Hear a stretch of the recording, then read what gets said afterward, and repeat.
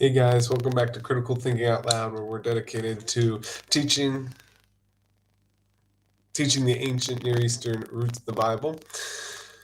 Sorry, I didn't know if it was if it had gone live yet, but yeah, we love teaching the ancient Near Eastern roots to the Bible because we believe that that helps people who read the Bible constantly to understand and interpret it better.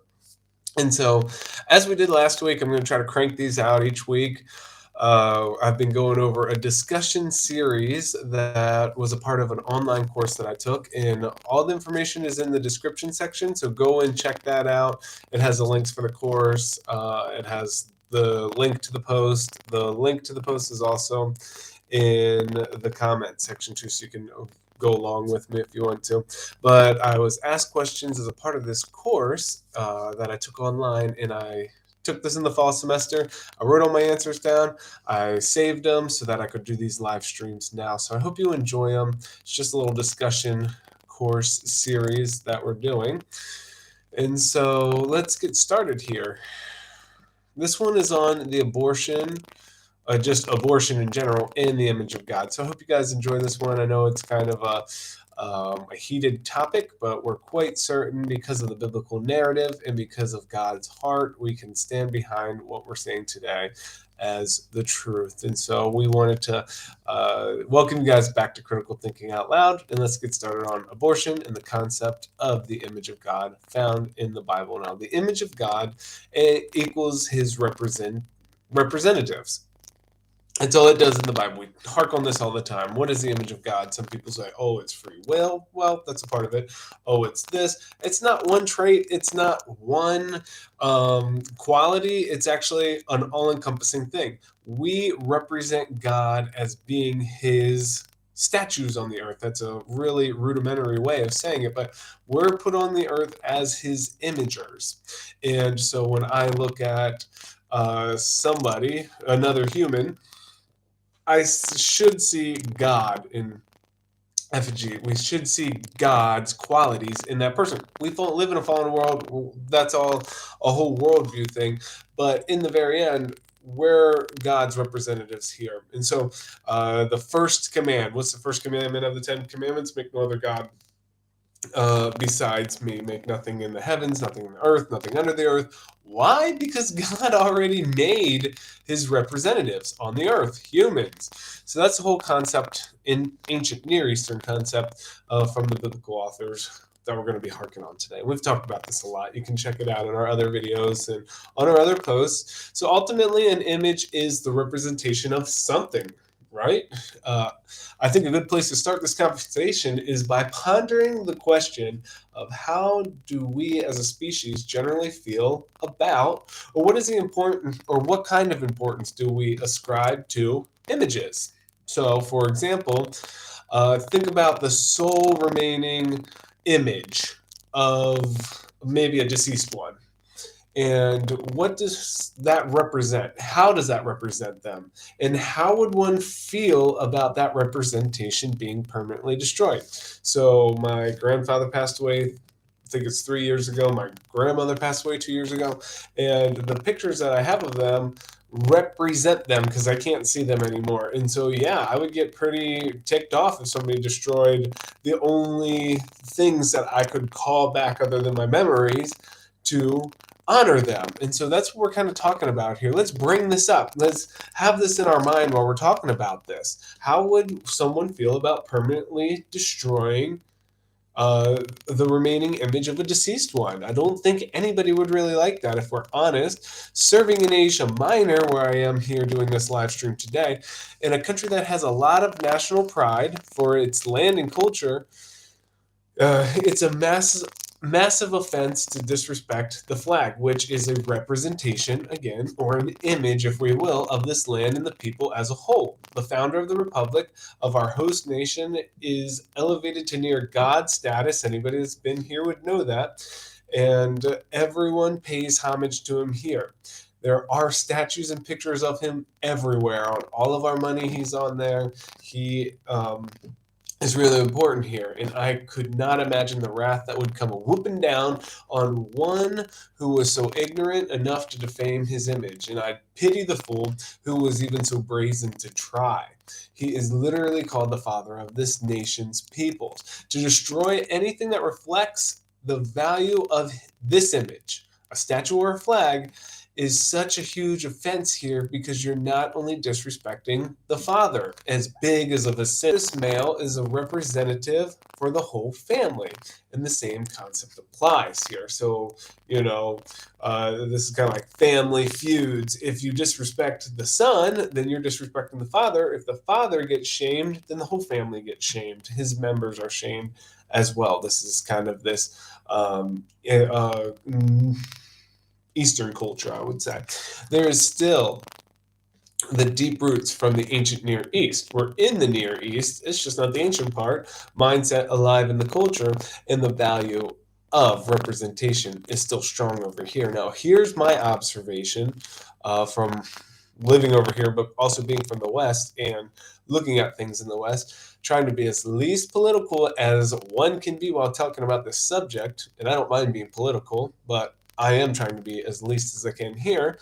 When observing what has taken place over the recent years in the West, the destruction of that which represents American culture for me, this has also happened in England, and its formation has really driven home how far we have come from this communal representation mindset or nationalistic mindset.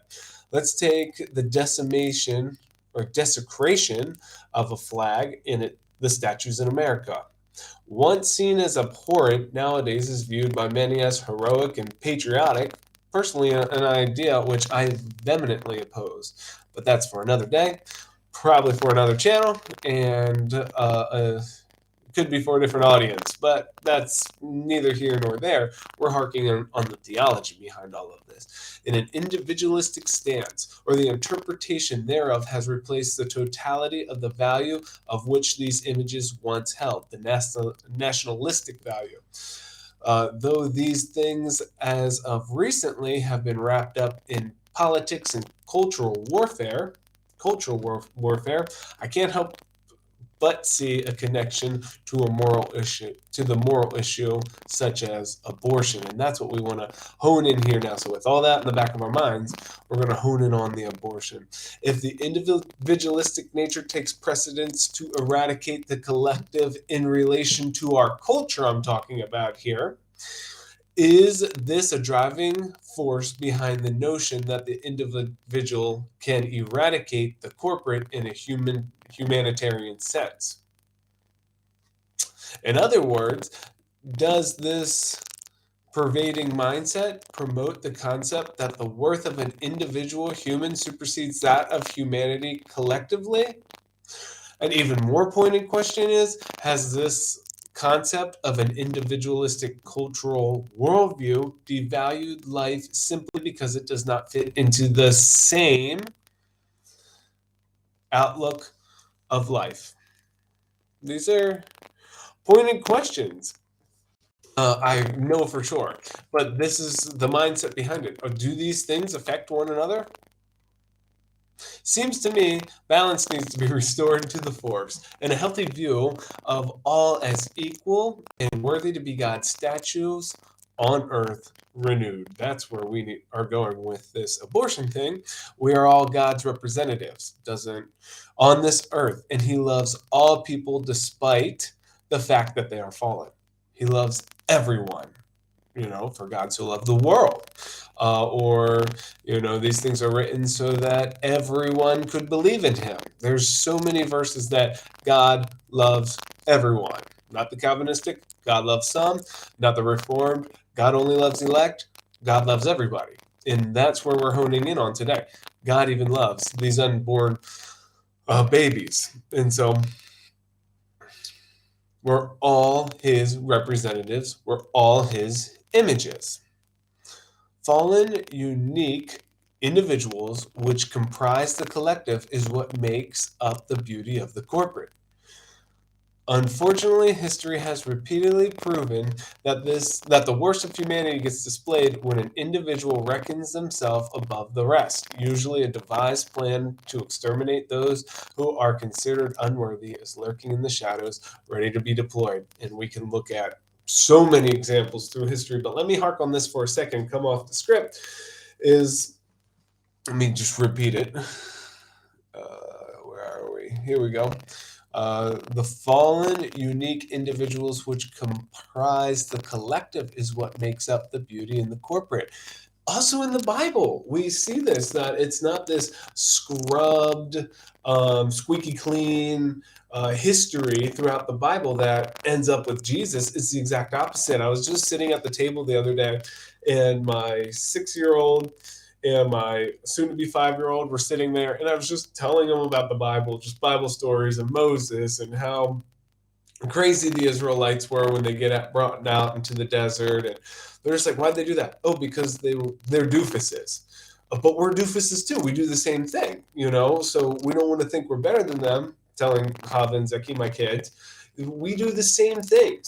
And so, as I progress and I finally I think we ended with Shimshong or what's his name? Samson, sorry. I had the Turkish name in my mind. With Samson, and they're like, "Whoa, this is crazy," because he falls in love, and the lady definitely doesn't have his best interest for him, but because he loves her so much that he keeps doing things that weren't advantageous to him, and then he ends up killing himself with a bunch of other people.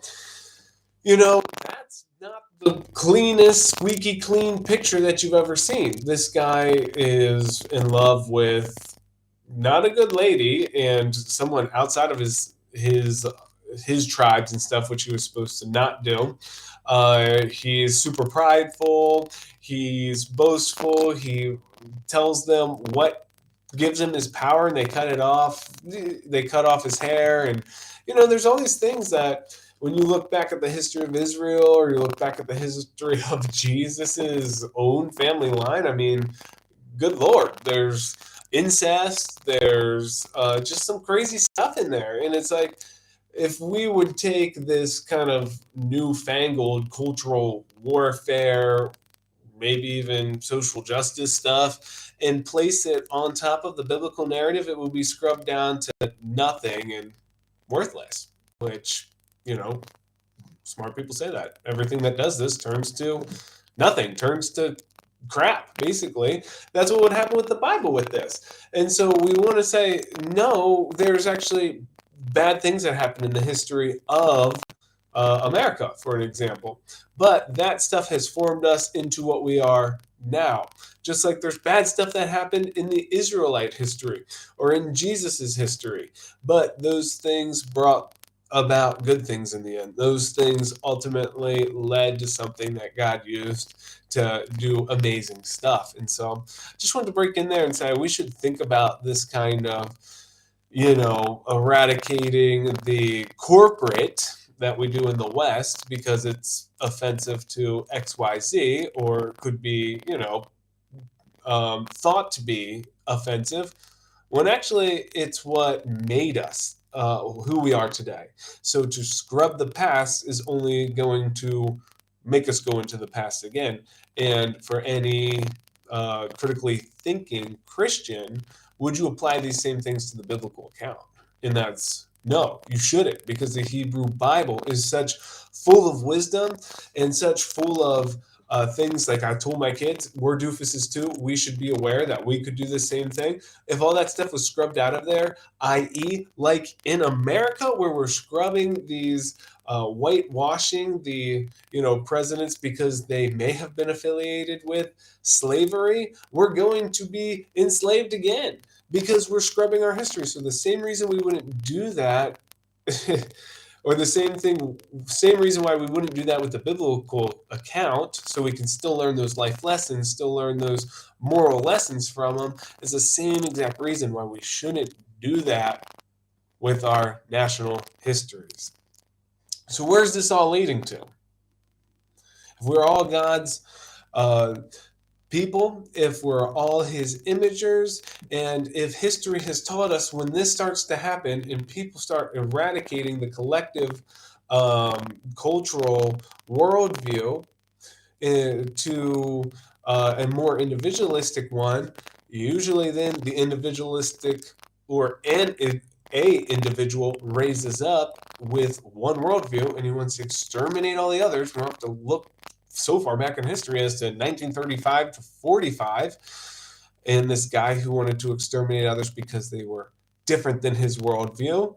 So where's this all leading? And I would say to the genocide that's happening today, which is why we're talking about abortion right now. And that's, in my opinion, this is where abortion comes from. A systematic solution to eradicate anything that stands in the way of exalting oneself. I guess, in a way, it's idolatry. Don't guess, it's adultery. Not adultery, idolatry. Sorry. It's idolatry. Although God granted all humans to be his imager by making a selfish decision that you are worthy to live, that you are more worthy to live than another imager of God. God forbid, even one as innocent as a fetus in the womb, you have elevated yourself to God's status. That's what's going on here. Abortion is so terrible, not only because you're literally destroying your own image. This is, Adam's image. We're made in the image of Adam. Adam's made in the image of God. We're vicariously made in the image of God through Adam. But you're literally destroying with abortion your own image. But that's not the worst part because you're destroying God's image in effigy. See, abortion, when it comes down to biblical theology, and we critically think about these things, guys, it is much like the view still held in Asia Minor today. To devalue or hurt the family is an assault on the father, and an attack on the father is an offense to his children. So I hope that helps, guys. Just wanted to say peace and blessings. Before I leave here, I wanted to remind you guys that biblical doctrine derives from the biblical text. And this is just one of my responses to the question of, I've augmented it, so I wasn't taking the same content, but abortion in the Bible and what are our thoughts when compared to imaging, God's image in the Bible. That's from the Unseen Course realm. The Unseen Realm course, sorry, there's my dyslexia kicking in. This was a response to it, and so I highly recommend this course, guys. I'm about to next month start the spring semester, so it will be the second semester of it. You guys want to get on the first semester, go check it out. Click on the link there. Couldn't recommend it more. Another call for action, help us by learning more. Our favorite Bible, which is the NIV Cultural Background Study Bible. There's a link to it right here, so you guys can go get that. I was thinking about pulling it down off the shelf, but something will fall down on my head, and so I'm not going to do that. But our favorite book, which we've had translated into our host nation and our host language, it's called Supernatural, What Does the Bible Teach About the Unseen World and Why Does It Matter? You can click on the link there. You'll get it for the same price you would get it on Amazon otherwise, but we get a little bit that helps our ministry. I fund all this stuff myself. And also there's a link there on the webpage if you go onto the link in the description section or in the comments section. There's a tab to donate to our channel. And so all this stuff I do pro bono comes out of my own pocket, and so any kind of help is super appreciated. We love you guys. We thank you for helping us and supporting us and being with us here on Critical Thinking Out Loud, and we covet your prayers for the Mavi Church. And we'll be back here next week with another installment of this discussion series, and then I think it's 2 or 3 after that, and then we'll be done wrapping it up and moving on to other stuff. And so peace and blessing, guys. We love you, and I'll be talking to you soon.